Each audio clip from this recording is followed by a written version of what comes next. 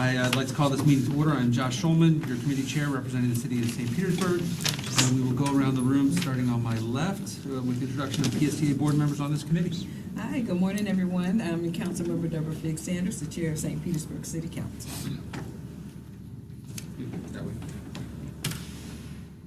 You go. Oh, me?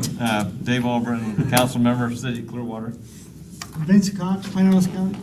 Thank you so much. Now's the time for public comment. Are there any members of the public who wish to speak? Seeing none, having no other requests, our first action item will be to approve the November 15th, 2023 minutes. Do I have a motion to approve the minutes? There's a motion. Is there a second? Second. There's a motion and a second. All of those in favor, say aye. Aye. Aye. Any opposed? None. Thank you. Motion passes. Item 3B, the alternate 19 study task work order. So welcome forward Pinellas' Executive Director, Whit Blanton, who will go over the first phase of the study that has been completed on reviewing the alternate 19 corridor, and then PSTA's Heather Sobush will follow to talk about the proposed task work order to complete the transit analysis of the corridor. Whit, the floor is yours. I'll stand over here because I can see everybody better. All right, good morning. Thank you. How do I advance this? There we There you go. go. All right, so it's good to be back here in front of the Planning Committee. I'm Whit Blanton, the Executive Director of Ford Pinellas, and I'm really proud of the work that we did on the Alt 19 corridor study. About 4 years ago, in 2019, we adopted our last long-range transportation plan. We do that every 5 years, and it reflects the changes in population and employment, trends in transportation, all kinds of things. And the centerpiece of adopting this long-range plan was really a focus on what we call investment corridors around the county. And we identified 9 investment corridors throughout the county. This graphic just shows kind of the southern half of Pinellas County, but they are the ones that we identified in black as the top priority investment corridors. And we did an evaluation essentially looking at redevelopment potential in each of the corridors, transportation demand and needs within the corridors, and a strategy to connect housing that's affordable with jobs and job training. And this was a big push in 2018, 2019 with County Commissioner or County Administrator Barry Burton as we looked at ways to make sure that our economy was fully functioning, that we were getting people to the jobs and job training that they needed. And ironically, this was actually a basis for a potential increase in the sales tax to fund transportation services. Then the pandemic hit in 2020, and that sales tax proposal went by the wayside, but the planning continues on the investment corridor work, and we identified the Alt 19 corridor from downtown Clearwater to the Sunrunner as the top priority of those investment corridors, the most ready, if you will, for redevelopment and where affordable housing could be built as part of a redevelopment strategy. In the interim, the Live Local Act was passed by the Florida legislature, and we are starting to see more interest in looking at redeveloping commercial properties throughout the county. And we want to be positioned as those redevelopment opportunities come to ensure there's adequate transportation accessibility. This is not just a redevelopment plan, it's also a transit strategy as well as part of the whole game plan. And you can see the other corridors are identified in here. What we're looking to do eventually is to build a system of interconnected, more frequent, faster, more reliable transit services connecting jobs and job training around the county. So Alt 19 has a lot of advantages that bumped it up to the top, and I love using that word advantage. We have not only the Sunrunner connection, which is premium transit service, but we have a number of designated activity centers, which means the local governments have recognized redevelopment opportunities in those areas, and it ties into the other investment corridors. So we start building a grid of transit, higher capacity transit service. The Route 18 has long been a very productive route for PSTA, going back to my days working on operations work here for PSTA. And it can support the population and employment growth. We are expecting about 120,000 more residents as we look out to 2050 now here in Pinellas County, and that's more than the city of Clearwater. So where do we expect those folks to be? And we're going to have to look to increase densities and intensities in the right locations for that. So there's the Largo Mall, there's St. Pete College, there's a number of campuses and redevelopment opportunities along the corridor. And then last, I just want to highlight this map on the right.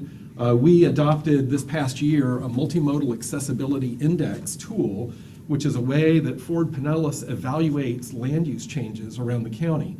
So when, say, the city of Largo or the city of Seminole come to us and want to change a land use designation from industrial to activity center or anything, we take it through an accessibility score. And the darker colors there show that score where it's more multimodal friendly, more accessible, and we've got all the characteristics in there to support things like transit and walking and bicycling. And look at the Alt 19 corridor. It just pops right out there, and I think that is reinforced why we're looking at the Alt 19 corridor. So the purpose of this study is to build consensus among the 5 jurisdictions and other partners on advancing a transportation and redevelopment strategy in that corridor. I had to explain a lot to the city of Dunedin about why the northern part of Alt 19 isn't a priority in this corridor, and we still like the Alt 19 to the north, but it doesn't have the same characteristics for premium transit service that this one does. And we have a lot of excess capacity on the road network, and that plays into it.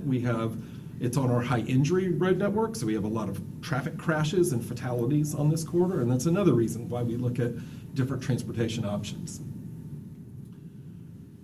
So in the report that was just adopted by the Ford Pinellas Board, or endorsed, approved by the Ford Pinellas Board this past week, we identify a phased approach to transit services in the Alt 19 corridor.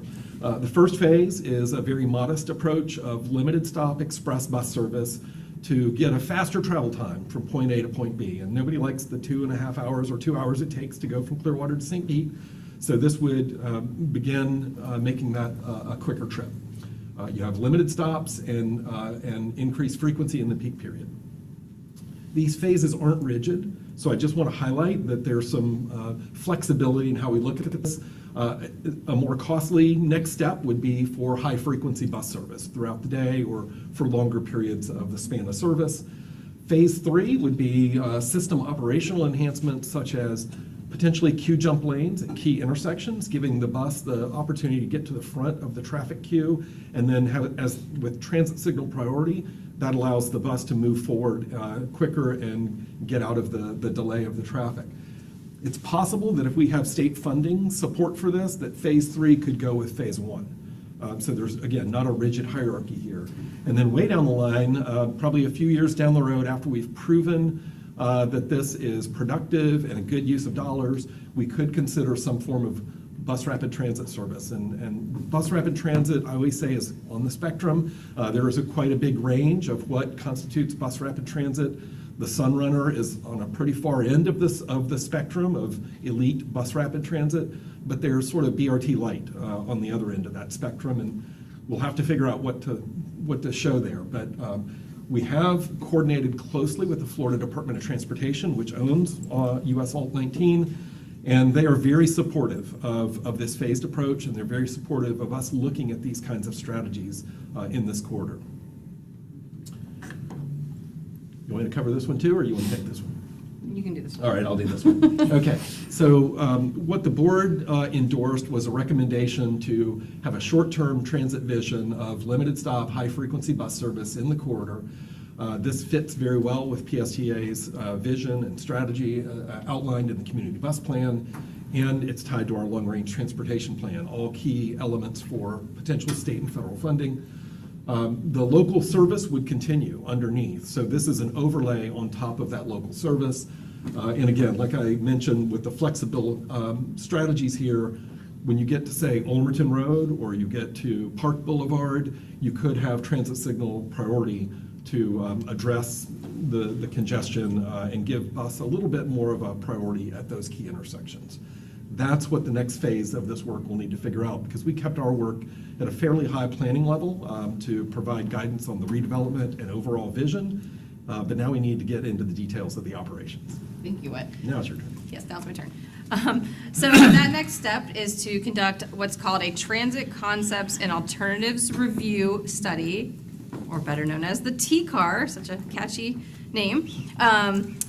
This approach is required by the state in order to apply for certain grant funding sources. It also helps us meet federal requirements if we were to go out for federal funding at some point. The study would be grant funded. It would be done through our short-range planning grant dollars, which is a program that is intended for this exact kind of work. What we're bringing today for action is a task work order with one of our general services consultants to conduct the study. I've highlighted some key components of the scope here. The one I'll further highlight is it includes an analysis of 3 to 4 alternatives with the goal of identifying a preferred alternative that we would bring forward to fund and implement. So the recommended action is to approve a task work order with H&TB and their subconsultant Kimley Horn and Associates. These were federally procured as part of our general services consultants contract procurement.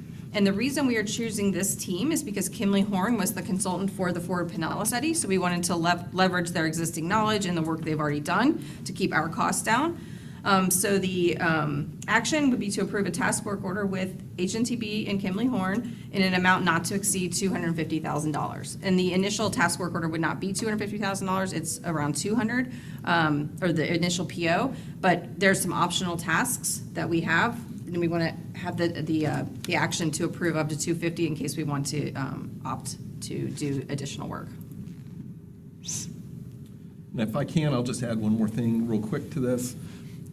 What Ford Pinellas will do is, in the next cycle of adopting our transportation priorities, is we will put this quarter and describe the short-term strategy as one of our priorities, and we would ask the state to assist with funding through what's called the District Dedicated Revenue Fund program, which gives a little more flexibility to fund transit operational improvements. For instance, the DDR program is it's money that the district decides how to spend, not Tallahassee, which is good because most transit funding, you have to go to Tallahassee and you're competing statewide. So now we're only competing within District 7 of DOT, so the Tampa Bay area. And if the MPO prioritize the money for operations, then the DOT will use district dedicated revenue for transit operations. It's really hard to get transit operations funding from the state. So they've added this additional layer of flexibility at our request over the last couple of years, and we intend to take advantage of it. All right, are there any questions or comments? Commissioner Fix Sanders? Thank you so much, and thank you, and good morning, how are you? So am I to understand that the 250 would cover everything in the conduct TCAR study? Yes. Yes. And I know you gave us a timeline as far as the phases, but what is the anticipated timeline for this study to be? The study would be about, I want to say, 12 months. It would go into fiscal year 25 for a few months. Then once the study's complete and we have an alternative identified, we will try to advance it and seek funding through district dedicated revenues or other funding sources. Okay, thank you, Chair. Commissioner Cox? Thank you, Heather, thank you, Whit. And Route 18 really is a good fit on this because it's Seminole Boulevard, and then it turns into Missouri, and it's wide, and as opposed to like, well, Route 52, also, St. Pete to Clearwater, but it takes, a different way, and it uses Clearwater Largo Road. What I've noticed of Whit is on, in Heather, that, in Largo, and I hadn't taken Clearwater Largo Road in I don't know how long, I took it recently, and there's a lot of housing, multi-unit, is that affordable? Some of it is. Some of it is, yes. The Largo has been building mixed income housing along that corridor near the trail. Yeah. That's exactly what I'm talking about. And there's something going on downtown, I believe, on East Bay. There's a lot of construction going on there. Yeah. And Largo is also thinking about what they're going to do with their existing city hall when their new city hall opens, and they might be looking at that for mixed use and affordable housing. But I think 18 is really the ticket. It's a lot more seamless than using any other type of route. So this is good. Thank you. Thank you. Commissioner Albrecht? Yeah, we've used Kimley Horn a lot, Clearwater, and I'm familiar with this because I'm the Clearwater representative for Pinellas, so You looking for a motion? I have a couple Okay. thoughts and questions, if we can hold that for a moment. I just want to say, I do appreciate the use of the high multimodal accessibility index score, because I think, intuitively, if you talk to people in the community and they say, you talk about getting around or movement, they automatically think US 19, 275, these bigger Ulmerton roads, but something that speaks more towards the overall use by not just cars. The multimodal part really kind of highlighted, and it was amazing to me how that corridor jumped out. I know this is not necessarily for this conversation, but I appreciate your comments on Phase 4, the bus rapid transit service, how not everything's the Sunrunner. I would encourage potentially the use of a different terminology than bus rapid transit, so that it doesn't get lumped in. If we're talking about something different, then we want to talk about something different from the beginning, like whether it's your bus high efficiency service or something like that, or low stop service, right? Just different terminology. Premium transit. So people are thinking about these things in a different way. Heather, you said this was procured, we're using the federal contract? It's a general services contract, which is procured using federal requirements. Okay, so I was surprised when I didn't see Al. Yeah. So when we talk about procurement, I automatically like to see our most highly motivated procurement director. And then this is really more of an operational question. It's come up a couple of times, and it's more to Brad about committees, right? So we're approving a contract here in the planning committee, or potentially going to be approving. That's the recommended action. But we've had conversations about, like, should that then go back to finance committee because it's a contract for services? And this isn't the first time we've had this conversation, or then things have gone back to finance, and then so I just want to make sure we're sensitive to that. So I don't know if the right way to necessarily address this, but I'm concerned that it might. Sometimes when we've had a planning study or a planning some kind of plan for the future that is a high dollar amount coming out of especially our operating budget, then we've had a joint. We've either had a joint or taken it to both committees. This one is pretty standard for us if we're doing a planning study and it's being funded out of our capital program through the federal grants to go to the planning committee. Okay, well, that was actually my next question, which was where is it being funded from? Was it, so it's a capital part of and it's in our capital budget already? Yes, Okay, and then it's grant funded on the federal level? yes. Okay. Okay, I just want to make sure that we're at least talking about like what committees, because I've had, other committee members have talked about, should that have gone back to a different area? So I appreciate your explanation and clarification. So with that, Mr. Cox. With the service cuts that we've just implemented in December, 52LX was included in that. How much of that did we take, or did we take all of 52LX? Not all of it. No, just the part out of Carillon. Yeah, that was just truncated. Okay, good. Yeah. Yeah, because I used to take that from St. Pete to the courthouse and have meetings up there, and it really did save like about 20 minutes on that. Yeah, the idea was taking it out of Carillon helps in the one direction, because that Carillon loop was adding a lot of time. That's all, thanks. All right, with that, I would entertain a motion if there is one. So moved. We have a motion, we have a second. All in favor, say aye. Aye. Any opposed? None? Thank you. Motion passed unanimously. Thank you, Whit. Thank you, Heather. Thank you. Wow. All right. So, does any committee member have any other business to bring before this committee? No. And in record time, we have ended our. It's not record time. We've done faster, but it's close. This concludes our what? Mr. Albrecht. Yeah, I just wanted everybody to know, Abhishek and was there yesterday with Brad at the work session, Clearwater City Council, and basically the planning department has affirmed the intermodal center to go forward, so we're hopefully going to close that in the next month.